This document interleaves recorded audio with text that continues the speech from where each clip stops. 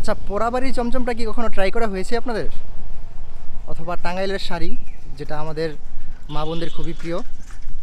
Hello viewers, আসসালামু আলাইকুম। রফিক আমার নাম। নতুন নতুন জায়গা এক্সপ্লোর করাই আমার কাম।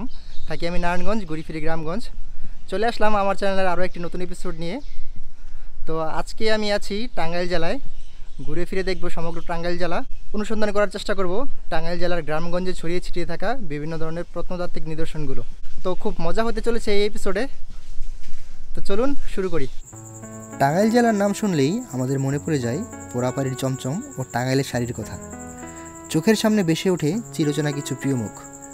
মজলুম জননেতা মাওলানা আব্দুল হামিদ খান ভাসানী, চিত্রনায়ক মান্না, বঙ্গবীর কাদের সিদ্দিকী, প্রিন্সিপাল ইব্রাহিম খাঁর মতো কিছু মহান ব্যক্তিত্ব।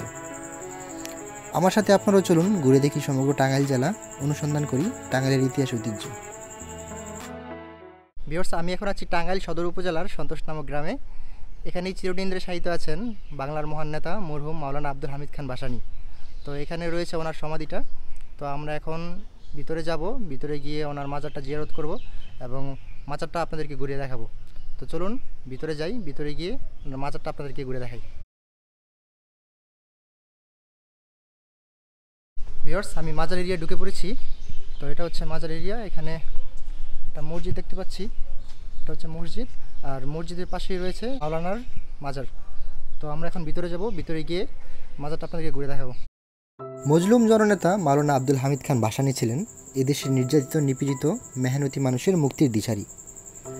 স্বাধীন বাংলাদেশের জন্য তিনি যে ভূমিকা রেখেছিলেন তা আলোচনা ও স্মরণ করার মতো একটি উজ্জ্বল দৃষ্টান্ত। তিনি ছিলেন বিংশ শতকের ব্রিটিশ ভারতের অন্যতম তৃণমূল রাজনীতিবিদ ও গণ আন্দোলনের নায়ক। কৃষক আন্দোলনের নেতা হিসেবে তার রাজনৈতিক জীবনের শুরু। তিনি সবসময় রাজনীতি করেছেন অধিকার বঞ্চিত মানুষের জন্য। বাংলাদেশের স্বাধীনতার ইতিহাসে বঙ্গবন্ধুর ৭ই মার্চের ভাষণের পরে আরেকটি ভাষণ দেন মাওলানা আব্দুল হামিদ খান ভাসানী ৯ই মার্চ ১৯৭১ সালে পল্টন ময়দানে। দুই প্রধান নেতার একই সিদ্ধান্তে চলে আসায় বাংলাদেশের স্বাধীনতার পিছনে একটি উদাহরণ স্থাপিত হয়েছিল। বাংলাদেশের স্বাধীনতা যুদ্ধের ইতিহাসের দিকে যদি আমরা তাকাই, তাহলে দেখতে পাই বাংলাদেশ স্বাধীনতার পেছনে বঙ্গবন্ধুর পাশাপাশি মাওলানা ভাসানীরও অনবদ্য ভূমিকা রয়েছে। মুক্তিযুদ্ধের সপক্ষে থাকার কারণে ও সরাসরি অংশগ্রহণের জন্য তার মতো একজন মাওলানাকে কাফের উপাধি দিয়ে বাড়িঘর পুড়িয়ে দিয়েছিল পাকিস্তান বাহিনী। ভিউয়ার্স, আমরা এখন আছি মাওলানা আব্দুল হামিদ খান ভাসানীর মাজারের সামনে।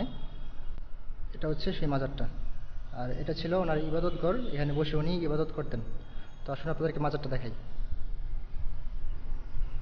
যে এখানে আমরা দেখতে পাচ্ছি দুইটা মাজার। একটা হচ্ছেন ওনার মাজার, যেখানে লেখা আছে জননেতা মাওলানা আব্দুল হামিদ খান ভাসানী, আর এখানে লেখা আছেন বেগম আলিয়া খাতুন ভাসানী। এটা হচ্ছেন ওনার ওয়াইফ। এটা হচ্ছে দুইটা মাজার। আর পেছনে আমরা যে ঘরটা দেখতে পাচ্ছি, এই ঘরটাতে উনি থাকতেন। ভিতরে ওনার চেয়ার আছে এবং ওনার কিছু বই পুস্তক আছে যেগুলো উনি পড়াশোনা করতেন। এটাই হচ্ছে মাওলানা ভাসানীর ঘর, এখানে উনি থাকতেন। আমরা দেখতে পাচ্ছি এই ঘরটা হচ্ছে কুড়ে ঘর।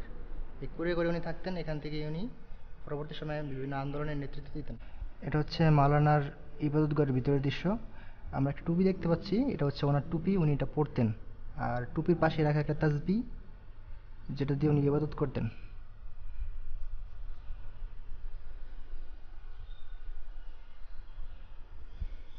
মাজারের গেটের বাইরে রয়েছে একটা বই, পরিদর্শন বই। পরিদর্শকরা যখন এখানে পরিদর্শন করে যায়, ওনারা এখানে ওনাদের মন্তব্যটা লিখতে পারেন। তো আমি একটা মন্তব্য এখানে লিখে যাব। আসলে একটা মন্তব্য লিখি।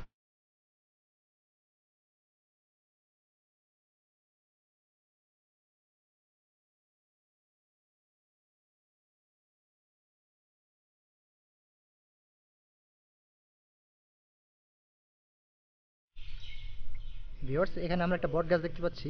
এই বট গাছের চারাটা ১৯৭৫ সালে মাওলানা ভাসানী নিজ হাতে লাগিয়েছিলেন।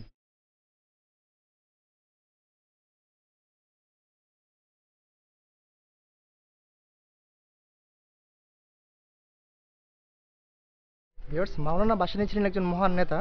বাংলার ইতিহাস কখনো ওনাকে ভুলতে পারবে না। উনি বাংলার মানুষের জন্য লড়াই করেছেন।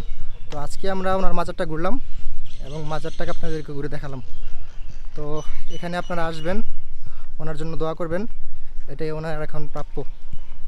তো এখন আমরা চলে যাচ্ছি এখান থেকে। তো আমাদের পরবর্তী গন্তব্য হচ্ছে আতিয়া মসজিদ। এটা সুলতানি আমলের একটা মসজিদ, প্রায় 600 বছরের পুরনো। তো চলুন আতিয়া মসজিদটা ঘুরে আসা যাক।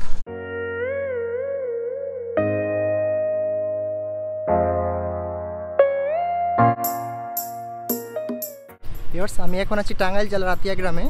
এই গ্রামে 1600 সালের একটা মসজিদ আছে। তো সেই মসজিদটা এখন আমি ঘুরে ফিরে দেখব এবং মসজিদের যে ইতিহাসটা, সেই ইতিহাসটা অনুসন্ধান করার চেষ্টা করব। এটাই হচ্ছে আতিয়া মসজিদ। এখানে প্রত্নতত্ত্ব অধিদপ্তরের একটা বোর্ড দেখতে পাচ্ছি, আর মসজিদের ভিতরের সৌন্দর্য আপনাদেরকে দেখাচ্ছি, আর মসজিদের ইতিহাসটা আপনাদেরকে বর্ণনা করছি। ততক্ষণে আপনারা কিছু সিনেমেটিক শট দেখুন। আতিয়া মসজিদ টাঙ্গাইল জেলার দেলদুয়ার উপজেলায় অবস্থিত একটি প্রাচীন ঐতিহাসিক মসজিদ, যা বাংলাদেশের একটি অন্যতম প্রত্নতাত্ত্বিক নিদর্শন। এই মসজিদটি 16 শতাব্দীতে নির্মিত হলেও এখানে এখনও নিয়মিত নামাজ আদায় করা হয়।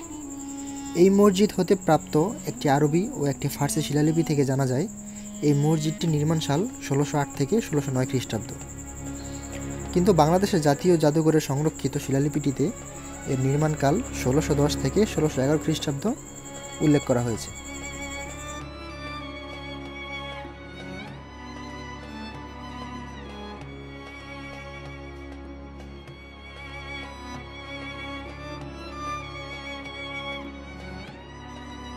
এই মসজিদটা নির্মাণ করা হয় 1608 থেকে 1611 সালের মধ্যবর্তী সময়, আর এই মসজিদটার নির্মাতা ছিলেন সাইদ খান পন্নী।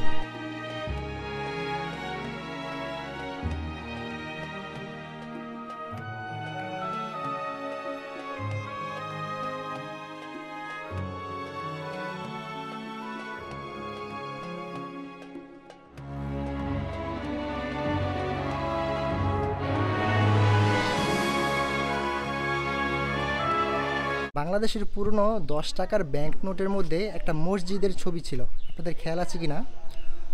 ওই নোটের মধ্যে মসজিদের ছবিটাই ছিল এই আতিয়া মসজিদের ছবি।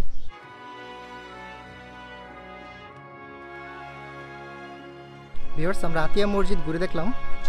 তো আমার দেখা বাংলাদেশের প্রত্নতাত্ত্বিক মসজিদগুলোর মধ্যে এই মসজিদটা নির্মাণ শৈলী এবং কারুকাজের মধ্যে ছিল বেস্ট। তো আমার কাছে খুব ভালো লেগেছে মসজিদটা। আশা করি আপনাদের কাছে ভালো লেগেছে। যদি আপনাদের কাছে ভালো লেগে থাকে তাহলে আমার ভিডিওতে একটা লাইক দিয়ে দিবেন, কারণ লাইকটা খুব ইম্পর্ট্যান্ট। টাঙ্গাইলের এই এপিসোডে আমি আপনাদেরকে দেখানোর চেষ্টা করেছি মাওলানা আব্দুল হামিদ খান ভাসানীর মাজার, এবং আমি দেখানোর চেষ্টা করেছি আতিয়া মসজিদ। দুইটা প্লেসই ছিল ইতিহাস ঐতিহ্যের দিক থেকে অনেক সমৃদ্ধ। তো আজকের এই এপিসোডটা এই পর্যন্তই। দেখা হচ্ছে নেক্সট এপিসোডে আমি আপনাদেরকে দেখাবো টাঙ্গাইলের আরও কিছু ঐতিহাসিক এবং দর্শনীয় স্থান। তো ততক্ষণ পর্যন্ত রফিক দ্য এক্সপ্লোরারের সাথেই থাকুন। দেখা হচ্ছে পরবর্তী ভিডিওতে। ততক্ষণ পর্যন্ত আল্লাহ হাফেজ।